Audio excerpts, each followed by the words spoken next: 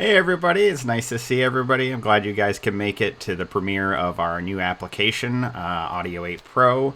We're excited to bring it to you. A lot of different features, and I'll have the same kind of classic look. That was one thing that we really liked about our app, is that it would look so simple and so clean and gave you so much information at just a glance.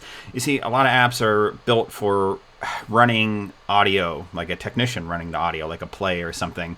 And we built ours specifically for the standalone player, for a standalone artist that has to run everything on them by themselves on the stage. So we built in features that they're gonna like and left out things that they don't need, and tried to build the perfect app for a single performer that has to run everything themselves.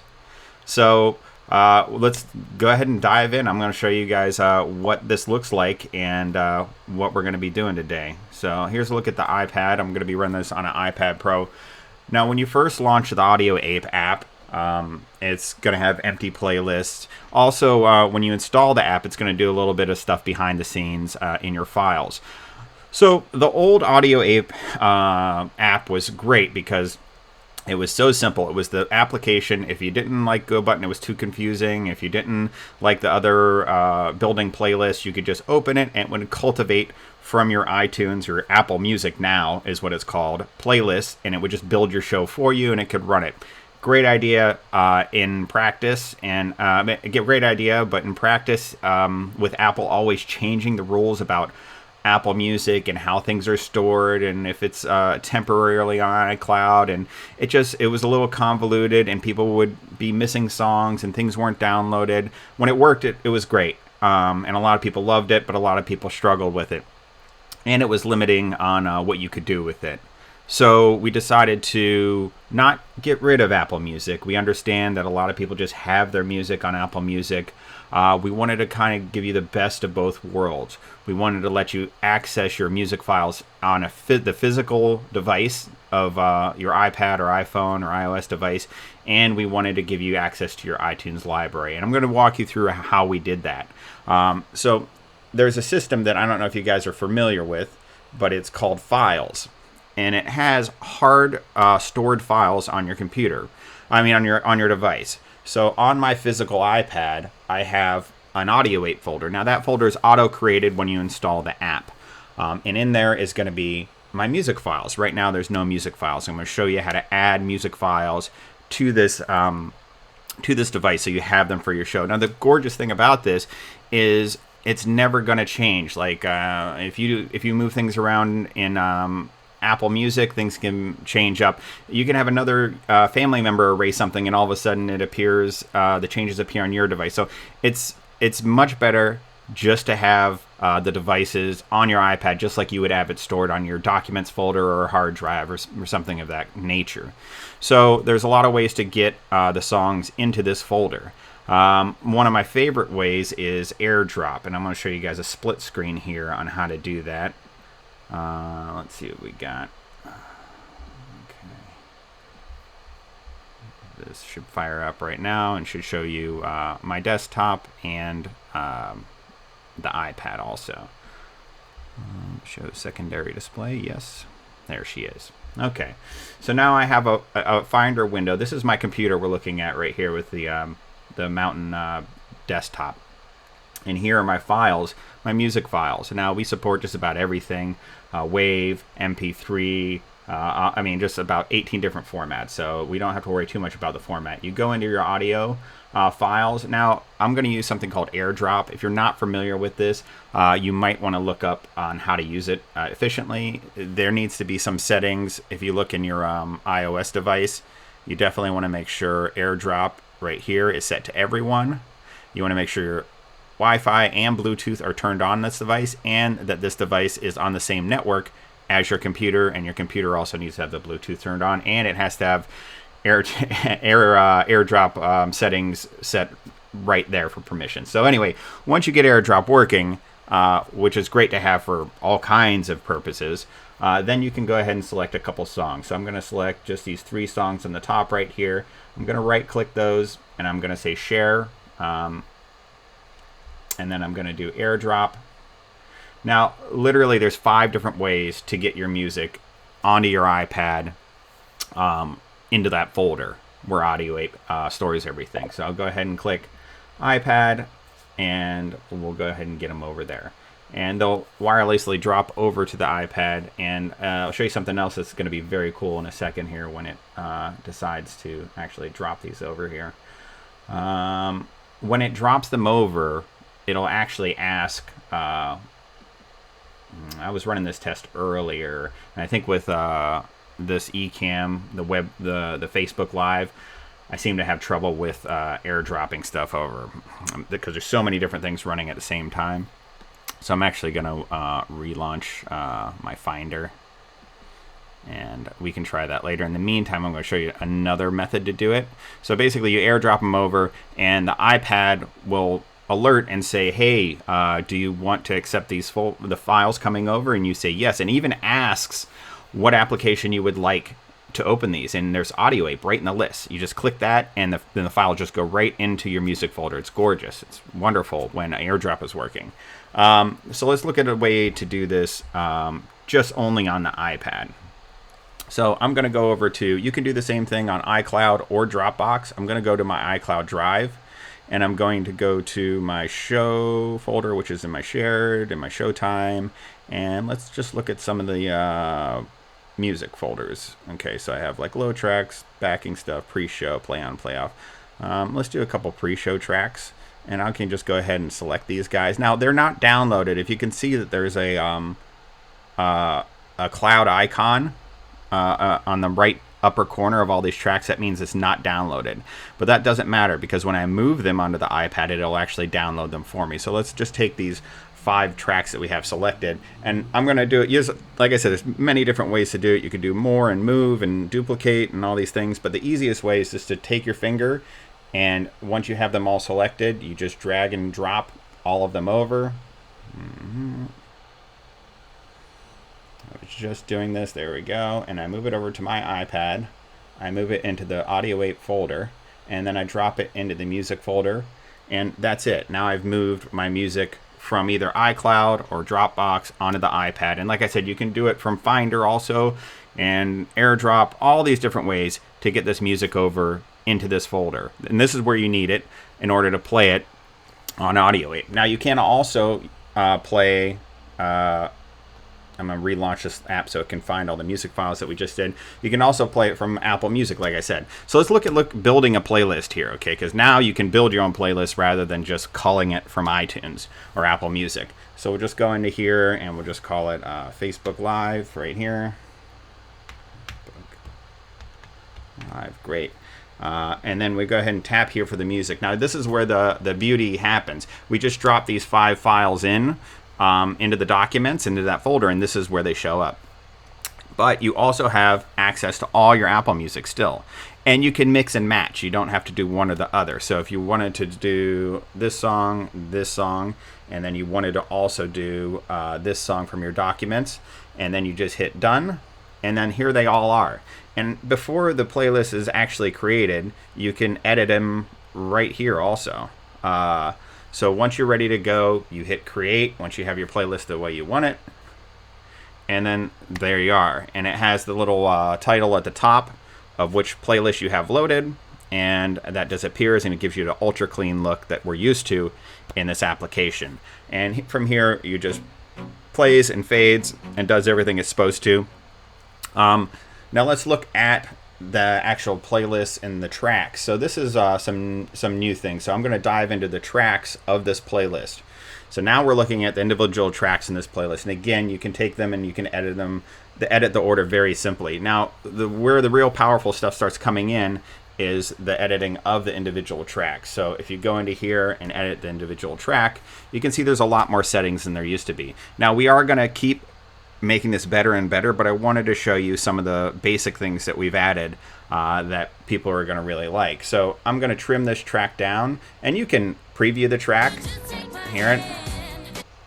You can preview anywhere in the track and see where you are at, so you know where your trim times are. And you can just play right here, and it'll show you the last second right before the trim. So this is great for trimming down your tracks. And also you can add fade times to fade ins and fade outs. Those are going to be kind of the edited version of the track. So whatever you trim it to, you can set the fade in for 3 seconds and the fade out for 2 seconds, and the track on its own will play that. A triggered fade time is when you interrupt the playing of the track, like you want it to fade out.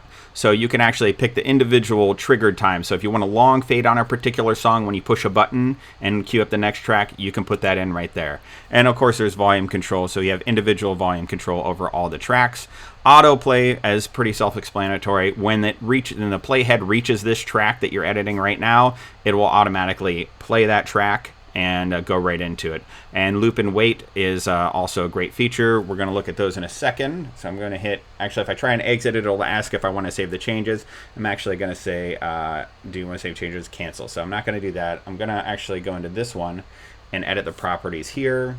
So I'm going to trim it down real small so you guys can, I'm going to show you some of the looping and wait features. So we got just a quick track because I don't want to play too much of the music. So we got 6 seconds in here.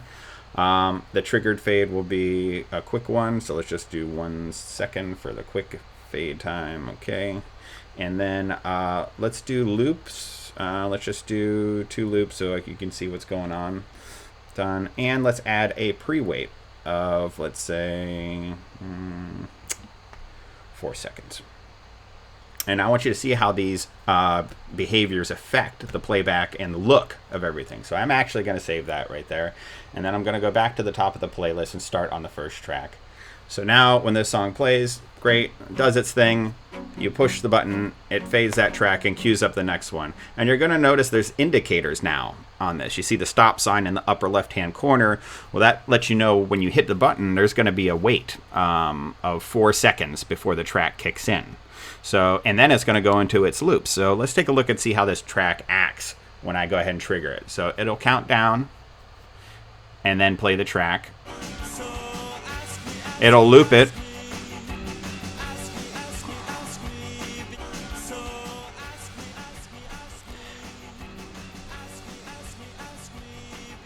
So that's what it'll do. So it's great to have these indicators built into the app, so you can just look at the track, and before you play the track, you know how it's going to behave. It's all these little micro things that we have built in that are going to really help the users. Like this, like there's a this shows the end of the track. That's the end of the playlist, so you know that this is going to be the last song in the playlist.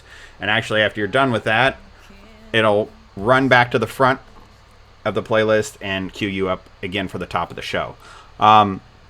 So that's just some of the things that we're going to do in track editing. Like I said, we want to get, we're going to hopefully do some more things in depth on the track editing, but what you're looking at is the basics of it. Of course, there's like duplicate and deletes and all these things. Yes, I'm going to delete it. Edit. I'm going to make sure I'm not missing anything here on this. There's, of course, you know, you reset to the defaults, and that's pretty self-explanatory.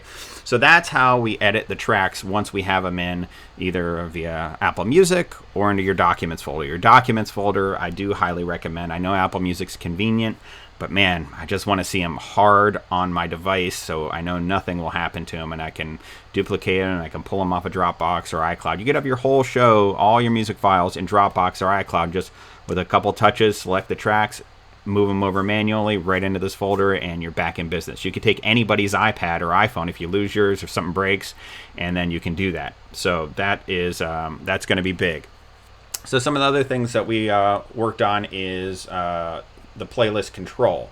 Let me see this right here. Let me go back into tracks. There is something I saw here. Oh no, there's no settings here. That's good. So if we go into the settings of the playlist, this is where we can do some fun stuff also. This will show you at the top, it'll show you how many tracks in your playlist and the duration in your playlist. Now this includes editing. So if you have 5 tracks that are normally 3 minutes and it's a 15-minute playlist, if you edit them all down to 1 minute, you're going to have a duration of 5 minutes. So it's going to show you your actual length after the post edits. And of course you can name the playlist. You can give the playlist an overall volume. So if you set your playlist to 50% and one of your tracks has 50% down on the volume, it's actually going to show up as 25. So this is the overall playlist volumes. It'll still take in consideration individual track volumes, and it'll reflect your edits in those. Dual display was something that a lot of people wanted, and they were used to it. They were used to it with other programs like MediaStar, and even LabMonkey that we released had dual display for the QLab reflection. So we did add that, and we pretty happy with the way that guy came out. So if you flick that on and you go to save and you boot this playlist up again, and there you go. That's what it looks like. And as you go through it, you play the songs and it fades out, and it'll cue this thing up and gorgeously move the playhead up, and it gets to that last track. And when that last track finishes, it'll go right back to the top of playlist, and you're back ready to go. And you can pause, of course, and resume, and you can fade out. Well, we do have crossfade too right now. I don't like the way it's performing, so I'm not going to demo it for you. We are heavy in work. I mean, we're working 40 hours plus a week on this app, so there's more to come. But I just wanted to show you guys what we were up to and wanted to get your feedback also. So let's go into some more of the playlist settings. So let me undo under the settings. Let me undo dual display. We have show tracks as numbers. Now, some people like this. Some people just wanted their a number shown really big. So you can do that. And instead of the track title, it will just name them 1, 2, 3, 4. So it'll just be really big. 1, 2. People just wanted to see a big visual number, so they could see it easily and quickly from across a room if they wanted to put their device on the mixing station, like that's in the back of house or something. So some people wanted this, and we gave it to them, no problem. So the other settings in here, if we go to the settings, triggered fade time. So you can set a default triggered fade time. So all your tracks, when you go to edit them, they'll have a starting time of this triggered fade time. So by default, when you add music to your playlist, using these settings, if I change it to settings like if I want a longer fade time for everything, let's say 5, done. Now every time I add a track to this playlist, that triggered fade time will be 5. You can of course edit it once the track is in and in your playlist. Show timers were also a big thing, and I know a lot of people rely on this. We did have that out for LabMonkey and some other programs, but we go ahead and integrate it here. We'll delete that, and we'll just do a quick demo of 2 minutes. And then we can choose which track that timer is going to start on. So if we have a couple tracks in front, like pre-show tracks or what have you, you can say it'll start on just track number 2. And then you can say end. Which one do you want it to end on? I'm just going to have it end on the last playlist. When that track is played, the timer will stop. And you can set up a warning too. So we're going to set up a warning of 1 minute. And then that's it for that. I'm going to save that. And you can see the way this is going to work. So on track number 2, when you hit this, that timer starts. So you see the timer going in green. And no matter what you do in this playlist, you can rewind, you can go to the next track. That timer will just keep on ticking until you reload the playlist and get to that specific track again. Now, once it gets to the warning time, it'll start blinking. So that timer will just start blinking. And then once you go into the negative numbers, once you go past 0 time, it'll turn red and start counting, of course, in negative numbers upward. Now, the cool thing is, what we did is we made a stop for this timer. So once you let me let it get into the negative, or at least the warning time. And so what we did is, we know performers want to have a record of how long their show is. So if somebody came by and said, "Oh, you went over," or "Oh, you went under," you can go to the iPad and you can say, "No, this is the time. It's right here. This is how long my show was." So you can see this demonstrated when you play the last one. It'll actually freeze the timer and have that X there. And so that time will stay there until you clear it out or reload the playlist. So if you wanted to clear it out, you would just click the X, and now you're back to real time. And then that timer again would start when you started on your trigger track number 2 that you assigned. So that is the show timer, where we feel like it's pretty full featured and does everything anybody would need a show timer to do. So that is those settings for the playlists. Let me see if I did anything else. Oh, yes. So this is really cool. We have something that's unique. Let me reload this guy. Come on. Okay. We have something that's unique here that I don't think too many people have. If we go into settings, we can go into continuous playback. Okay, now this is great for a pre-show track. So you can build a playlist that has just all your pre-show music. And not only will it continuously play it back, you can select the option to crossfade every track. So it has that beautiful seamless appearance and audible experience of playing the tracks in your pre-show, and then when it gets to near the end of the track, it'll automatically crossfade into the next track. And we think that just is great for pre-show music. That way tracks don't have that blank space at the end of it, or blank space at the beginning, booting each other up. So we recommend you guys build your playlist, just pre-show playlist as a playlist. You don't have to make one big track or anything like that. You can just continuous playback and crossfade. And not only that, but while you're on stage, if you're playing your pre-show playlist, and let me duplicate this, and let's say this one is called pre-show settings, pre-show. Okay. So let's say this is your pre-show and it's playing, and it's crossfading, and it loops the whole thing. It continues to play even when it gets to the last track. When it comes back, it'll do that. And as you can see at the top, let me see. What happens is when you're doing the pre-show playlist, if you hold the remote, it'll actually bring this hold the remote button backwards. It's a center hold. That's how we assigned it.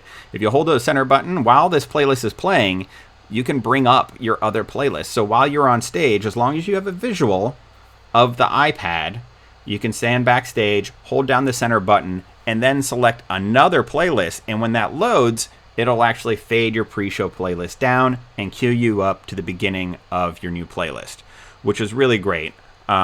So I think that's going to help a lot of people with the pre-shows music, because I know it's always a pain. You got to update your pre-show music and it's get a little dated and it's not the right crowd, or you got to switch things up. So now you can just create a playlist like normal, put it on continuous and crossfade, play it, and like I said, as long as you have access to visually see your iPad, you can hold the remote button, select a different playlist, load that up, and you are set for top of show. So that is most of the settings there. The only other thing I want to go through is kind of the preferences for your playlist. So if you set these in this fashion, they are actually gonna, every time you create a playlist, it'll have these settings. So if I set dual display on and the triggered fade time, and I change that, or whatever I want to do, or change the whole volume, every time I create a playlist, a new playlist, they'll actually have, so preset, they'll actually have those settings. I just select a couple tracks, I hit done, create. Okay. See, as a default, it has the dual display in now. So every time I build a playlist, it has that. So, you know, people that always want dual display, they don't have to select it every time. You can go into here and change the way your playlists show up by default, and how they get built and what parameters they have. So I think I've covered most of this, most of what I wanted to talk to about the app. I just really wanted you guys to see it in action. So we are going to make this MIDI controlled, which means some good things and bad things. The old Audio Ape versions will not be able to support this app, but we're not going to take anything away from you guys. We want to definitely, can I change the song title? Oh yeah, Rob, absolutely. So you go in here, you go into tracks. Right here under your edit, right on your top, there's your track name change. We're not doing notes or anything like that, or subtitles or alerts, because it makes the UI more convoluted. It's tough, you know, as a developer. You have to choose between the features people want and what they don't want, and what's going to make a good, clean user experience. And so you really have to balance all those things out. So we're just going to be able to rename the track, and it won't alter the original track, of course. So now I am going to talk about the control of this. So it's going to be controlled with MIDI. So only the new Audio Ape Pro will support this app. The old remotes will support the old software, Audio Ape, and of course Go Button and everything, and will support use for that, and any questions or help desk, of course. But with the new one, we really wanted to go with MIDI, and only the Audio 8 Pro is able to offer that. The reason we're going with MIDI is because if you guys have ever experienced this, you have your playlist pulled up, you go to hit play, and it plays another application like Apple Music or something else. So with MIDI, that will never happen. With MIDI, this app can actually be in, you don't even have to have it in the forefront. If I hit the center button on my remote, Audio Ape is going to be playing the first track. And that's amazing that nothing can interrupt the control of the remote. So we're really excited about offering MIDI because the commands will always make it, because it goes system-wide. And all apps are listening for it, but not many do. So this one does, and your remote will never go to the wrong application or never not hear a command. So this is going to be ultra powerful, and we're definitely using and leveraging all the power of the new remote and the hold buttons and everything. So we're going to do some really cool stuff with this application and the new remote. So totally psyched, and I'm glad you guys could be here to check it out. Will it support Media Monkey or MIDI or just Audio 8 Pro? Yeah. Okay, yeah. A lot of people don't know MIDI. I understand that. So I'm going to quickly explain this. When you plug a traditional remote into into an iPad or computer, whether it be MediaStar or old MIDI, Audio 8, iJet, whatever it is, they don't show up as MIDI controllers. They show up as keyboard controllers. And so keyboard strokes like spacebar, letter commands, volume commands, play, pause, all those are classified as keyboard commands. MIDI commands are something completely different. And keyboard commands will only go to the app that's in focus. So the window has to be in front, either on your iPad or on your Mac or PC, in order to get that keystroke. MIDI goes system-wide, so it basically speaks to every application that's open. And like I said, some apps are programmed to listen for it, some apps are not. And our remotes send MIDI. Now, you don't have to set anything up. All you have to do is on the receiver of the Audio 8 Pro, just select Audio 8 Pro profile. In fact, that's what it's going to be by default. And then we'll seamlessly control the applications that we've built.